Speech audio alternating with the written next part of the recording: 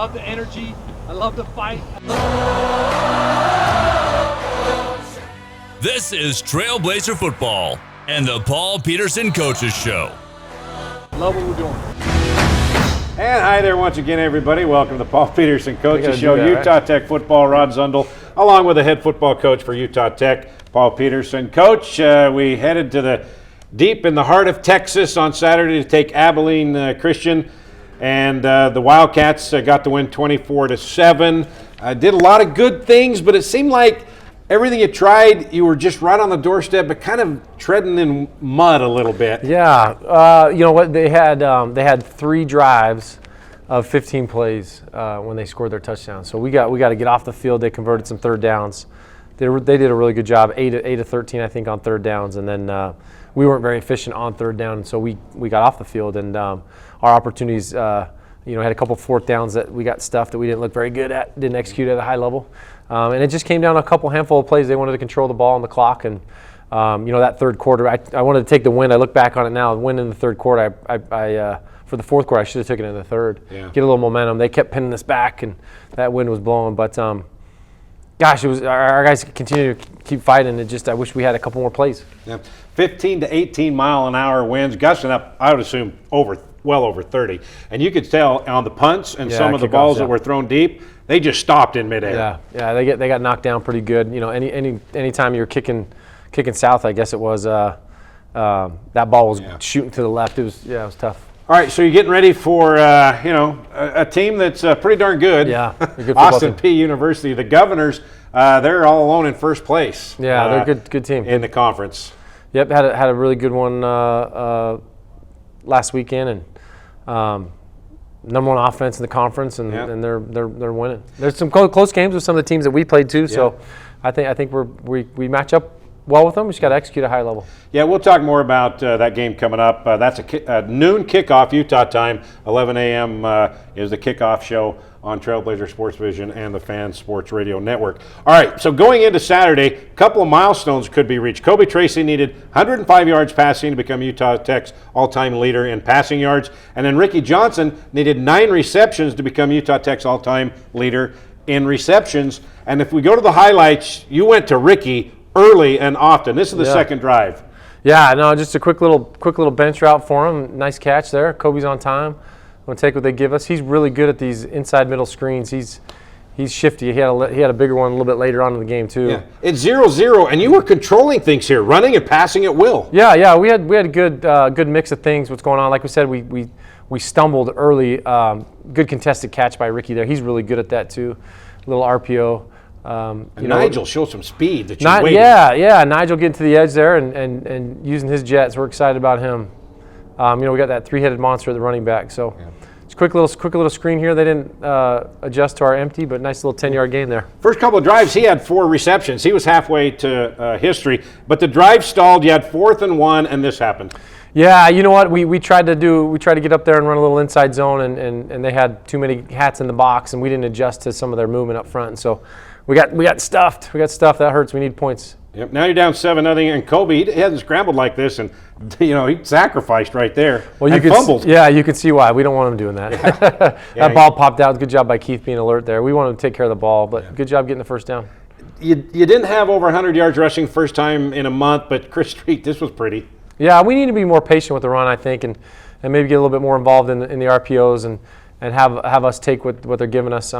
We got some bad down and distances because they had six guys in the box, and when they got 5 and they're spread out to stop the pass game, it's good to run. Here's capped off this drive.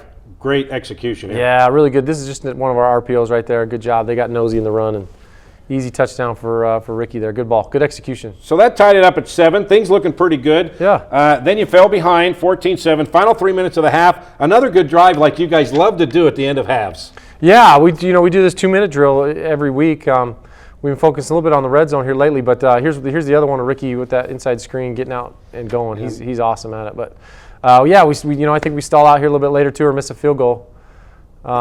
But this is a really good third down strike to Keith, and Keith does a really good job running after the catch. That's the pass that put Kobe in the record books. Most passing yards in Utah Tech history, passing Griff Robles. Dude, you could hear that snap off his pad. That was a good ball. That was a good job. I was proud Yeah, proud of this drive. A couple plays later, almost. You know what? He gets flushed out of the pocket. I wish he would stay there because Ricky was open the whole time. You know, we've hit those seams, and we're going to attack the seams and the other team we play, and just throwing across his body was a tough look there. We weren't able to get points out of that drive. So yeah, all right, yeah. You missed a long field goal, but that wind was not only behind, going at your back. It was also kind of swirling and going left to right, and the ball just sailed wide right. All right, down 14-7 at the half. The execution was there at times, but not as much as you would like. You had to still feel pretty good and said, okay, let's make a stop in the third quarter and let's get back at it. Well, you see the 4th and 1, we get stuffed, get a TFL. They got extra hats there. So that's tough. And then here we come out in the third quarter, and you go right to Kobe, and Bo had it going. He had 12 catches on the day. Yeah. Bo gets open, some good run after the catch. When they went to these a little bit fast, I was going to explain a little bit what happened, but that's okay. Well, we'll get back to it. Okay. We ran the highlights. They told us to hurry up. So Bo here, I think that should have been a first down. The line judge had it marked, but it was 4th and about a yard, and then. Coach, what is that? Yeah, we tried to do a double cadence with them, and then this is a two calls, and our running back didn't get the second call, and so he thought he was going to get it. Unfortunately, there. That's my fault. I should have called timeout, make sure we got a good play there. Your defense held them to 303 yards. That's the lowest that you've held a team so far. Brevin Hamlin getting his first sack of his career. That was awesome. Brev just continues to get better. He's awesome. He's got a ton of potential and a bright future here for us. And here's the reception for Ricky Johnson that put him into the history books, most receptions in Utah Tech history. And that hurt a little bit because he got popped. Yeah. But that was the seam we missed earlier in the game, kind of the same type of ball there that would have been a touchdown. But I'm proud of those two. They've been here and been loyal and are just fun to watch. And you can see the progress they've made. We had a team meeting about this today at 3 o'clock. I had all the guys stand up that have been here since I've been here. Been here for 5 years, and I had a few guys stand up, 2 or 3 guys stand up, and those are two, Kobe and Ricky. And you can see how much they've progressed and how good they've gotten. And I said, well, look, we got a bunch of young guys on our team. Just thinking in 3 years, if I say, hey, everybody that came and's been here for 5 years, and we got 30 dudes stand up, we're gonna have a really good team. Yeah. And so we're still got some pieces and some holes to fill and some maturity to get, but. We're getting it, man. We just got to be patient and keep growing, keep getting better. Stats can tell the story, but they can also lie to you. Yeah. You had more total yards. You had guys have big days. Ricky Johnson, 9 catches, 81 yards. Bo, 12 receptions, 90 yards. You didn't allow a 100-yard rusher for the first time this year. So if you look at the stats, those are great stats, but then what are the stats that, okay, it's the third downs. Like I said, they had the 3 15-play drives. They milked that clock in the fourth quarter. I talked about the wind. We wanted to have the win in the fourth quarter. I probably should have taken that in the third to give us some momentum, maybe pin them back there, make them drive far. I mean, you touched the ball and they got us inside the 10 a couple times there. So just kind of climbing out of those. Because our defense was playing great at that time, getting some stops, forced them to punt. But that wind just kept pushing them a little bit further, so we had a short field, and they ended up scoring a little bit later there. But, at the third down, they converted them, and we didn't. So they stayed on the field, we didn't. All right, next up in the history books, Cyrus Webster needs one more sack to become the all-time sack leader in school history. All right, go back to what you're saying about hurrying up. About the hurry up before we cut you off with somebody. No, so we got stopped on that run. The fourth down. The fourth down, we hurried up to run an inside zone. They got an extra hat in the box, and that stopped us. And the other fourth down there too, where we kind of ran into each other. We're going to run the jet sweep with Bo, give him out there in space. We stay on the field with that. And I think we're going to get points, and I think it's a different ball game. But the margin of error is so small. They did a lot of flare screens. Their quarterback wasn't very accurate. We knew that, so we knew we needed to stop the run. We did that. Just a couple critical errors where they did a chop block, and they've got a 2nd and 25, and then. We get a little bit of a misalignment and screen, and we don't have someone show up, so they got a 3rd and 8 instead of a 3rd and forever, and they convert that 3rd down and end up scoring. So just little details, but our guys, like I said, have tremendous effort. They're playing hard. Proud of the growth that we keep trying to get better. Just waiting for that tipping point. What's it going to look like? Guys just taking over the game. That's what we need. Yeah. Well, it'll be a good challenge this Saturday at noon. Against the top team in the conference, they're Austin good team. First time you've been to Clarksville, Tennessee. Yeah, Tennessee looks fun. Flying to Nashville, go get some cowboy boots and Go to karaoke. Yeah. Yeah. What's your favorite karaoke song? I don't have any. I was just kidding. I can't sing. All right, we're going to take a break. When we come back, a couple of Trailblazer players will join us. That's when the Paul Peterson Coaches Show comes back. He's on the 30-yard line, the 20, the 10. You wouldn't want an incomplete football game. So why use a website with incomplete listings of Southern Utah properties? SouthernUtahRealEstate.com is the most complete, most accurate, and most comprehensive property search in Washington County. Because we're not focused on everything, just on the part that we like the best. Find your Southern Utah home at SouthernUtahRealEstate.com. Finley Hyundai, committed to high-quality service and sales for local drivers. Stress-free car buying guaranteed.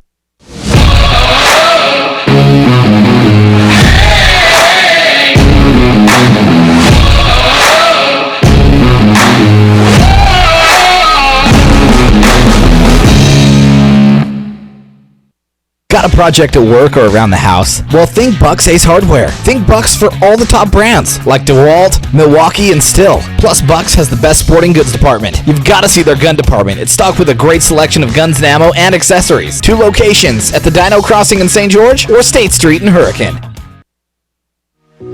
We love giving back to our community, and over the years, we have provided vehicles for families in need, supported local charities, and helped train our first responders.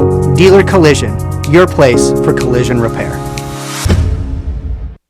Local media has the biggest impact on your daily life. It's what's around you, what matters. And at Canyon Media, our goal is to deliver the very best in local entertainment, news, and media. From our award-winning radio stations like 99.9 Coney Country to Southern Utah's #1 source for local news, St. George News, Canyon Media, here for you. It's any card for the win right now at Mountain America Credit Union, which means it's time to score some cash. Simply tap, swipe, or click checkout with any Mountain America debit or credit card to be entered into a weekly giveaway for up to $500, now until September 30th. Visit macu.com/anycard to learn how to earn extra entries or to open a new account today. There's the sexiest legs on the team, right? How you doing? Good. Good. You got those legs insured?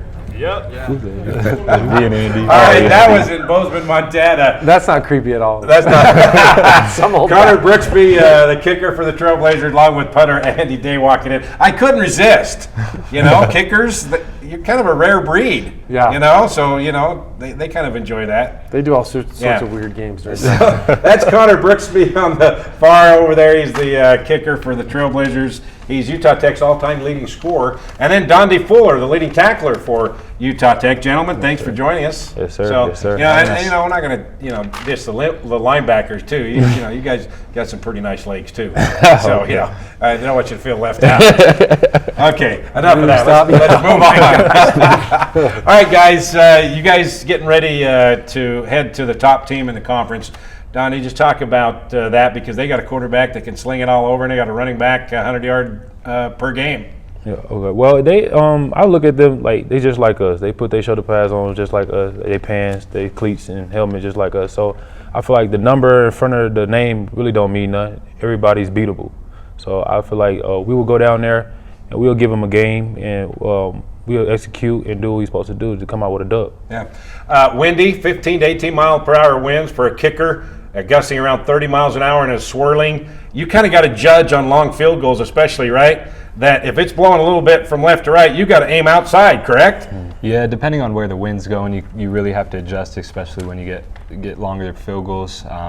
Typically, 30 on in, you just bang it through. The wind doesn't phase it much, but then at those longer field goals, it really starts to phase it pretty quick. But you're the Trailblazers' all-time leading scorer. You've got a career and a school record 55-yard field goal twice. He's going to vouch that it was 55 and a half. But he still has it either way. You're asked this all the time. How far have you kicked it in practice? What's your furthest kick? The furthest kick I've ever hit was 67. 67. Yeah, that was on a windy day too, so okay. A bunch of wind at my back. That counts. It's fun. You just get let loose. So. Okay, so how does that work, Coach? You're let's say a 63, 64-yard field goal. Do you go ask him, or Connor, do you come up to him and say, Coach, He's I can always make going it? to say, I'm never going to ask him. He'll say yes every time. If it's 75 yards, you go, yeah, I got it. But I trust in Brooks. Yeah, exactly. No, you get to a certain spot, you just kind of get a feel where it's at, and he likes kicking with some confidence. So if he's got a couple underneath him and kicking it through, you can see him get pumped up when he gets touchbacks. So he's our juice guy. So yeah, we'll give him a shot if it's the right time. So he thinks just like a shooter in basketball, as soon as he gets hot, gets in the parking lot, he's open, right? Yeah. He can make it. So No as soon doubt, as you get to the 50-yard line, he's ready. All day. Dondi, talk about your defense. Struggled against the run early on, but you guys really have come around, and you made big plays and big stops at crucial times over the last month and a half. And you did that again last Saturday, but the offense wasn't able to convert like they had been. So just talk about your defense and how it's really growing and coming together, and you're making those plays. Yeah. Sometimes we start off a little slow, but the second half, we got great leaders, Will Leota, Cyrus Wester, that get us all together and get us going and let us know, like, hey, this game not over. We got a second half to play. So we have our talks, and we just everybody get on the same page, and we just second half we make sure that, like I always say, go on the field, trust our eyes, play fast, and give the offense a chance to put more points on the board. And we had some, like the first half, we had some times where we wasn't able to get off the field third and fourth down. But the second half, we made sure that we made some adjustments, and we did what we were supposed to do in the second half, so we can get our offense a chance.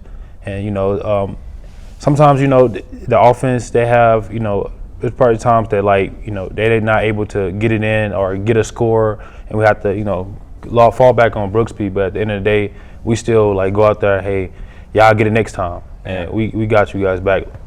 And they've done that many times today, Coach. They've bailed you out in a lot of tough situations. For sure. Just giving us a chance to get the ball back a lot of times, yeah. We're getting better. You're a local kid. So did you grow up saying, you know what, I may want to play here? Or what were some of your other chances? Or was this a dream come true? This was a dream come true. I wanted to play college football. I didn't really actually pursue a ton of schools. I didn't really pursue it as much as I like.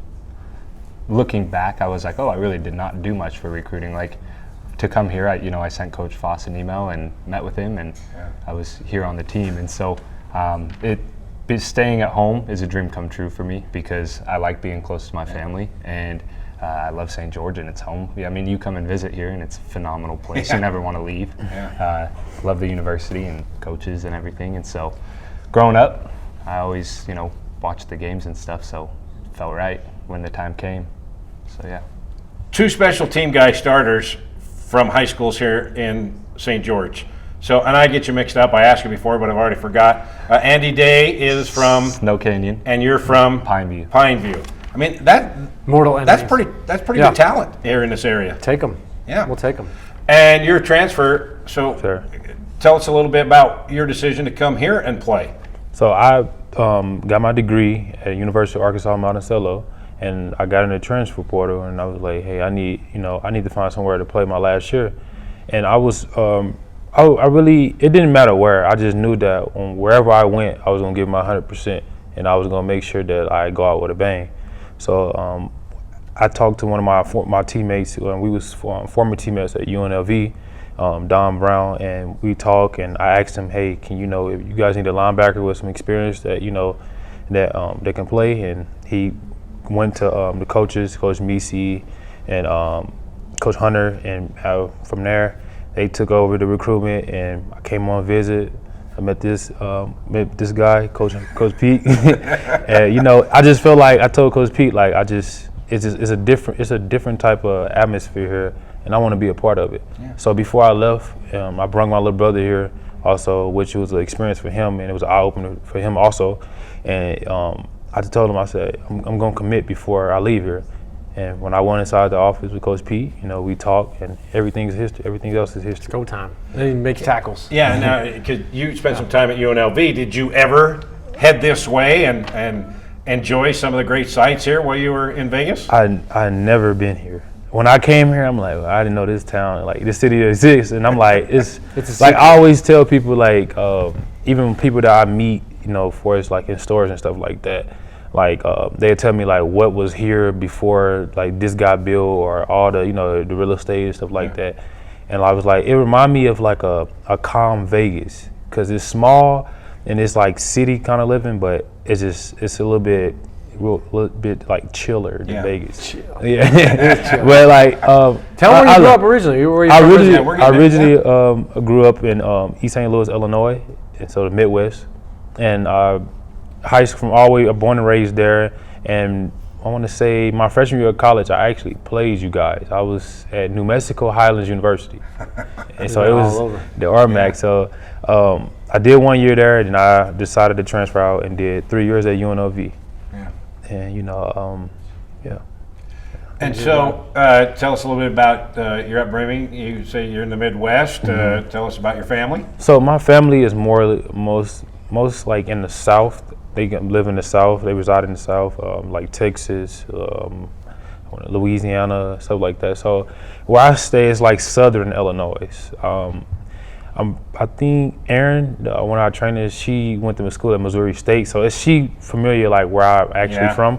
But None it of was us know. yeah. He's in the middle part. Somewhere over there. But I grew up single parent household. My mom, I wouldn't be here today if it wasn't for my mom. And the environment that I grew up in was pretty tough. I was telling Coach Pete about it, like how things are there.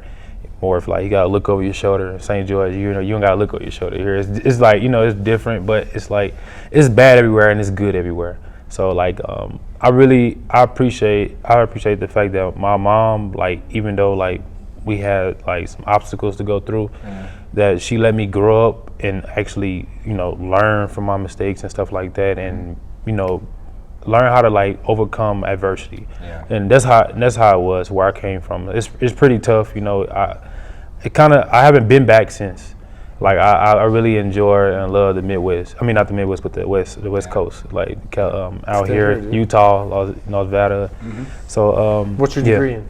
My degree is in business administration. We'll hook you up. We'll Yeah. find you a job. There's plenty out here. Yeah. And Connor, Coach, and myself, we're all from Utah, okay? And we've never had to look over our shoulder. Yeah. So, Connor, when you have teammates like this that come from a completely different background, how is that do you ask them about that? Do you tell them and say, man, you got it good, or you had it tough, and I'm glad you're here? What? No, I just really I'm an approachable person. So you can come talk to me anytime, get to know where I'm from. It's just that simple, I don't really just go out and just tell people, oh yeah, I come from this. I just feel like that I don't have to do that, because it's like, if they wanted to know, they'll come talk to me. I don't have to put up a show or get attention. I'm not really an attention seeker. I'm really an introvert. But I'm learning as I grow, to communicate with people, because you get run into some good connections. For example, like Don, he's a good, I feel like he's a good mentor / like professor. Yeah. And I talked to Don a lot. He came up to me, and kind of asked me a question like, what's my why and who I do it for. And I told him, my family, my mom, it came a long way. Came a long way for sure. Do you know the one cool thing about football, and I think every person in America should have a chance to be on a football team?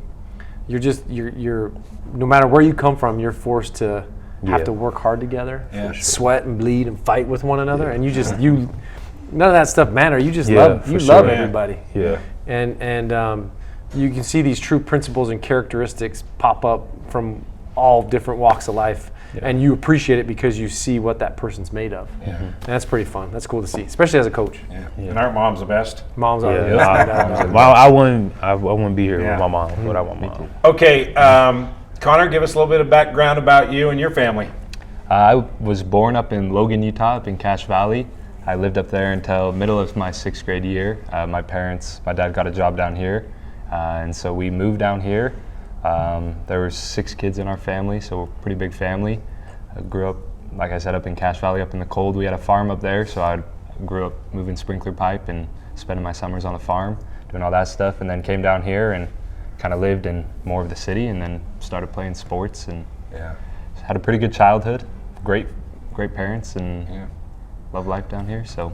Okay, I got to ask you, Dondi, you know you're going to be a linebacker, you know, hit people and get hit, the ferociousness and all that. How'd you decide to be a kicker? Where did that start? There's got to be some starting point. I think just starting playing soccer. I always grew up playing soccer. All my siblings played soccer. My brother was a high school kicker. And so when I was, I think in fourth, fifth grade, I would go out and kick field goals with him while he was kicking. And I remember making my first PAT as like a third or fourth grader, and it's a big thing.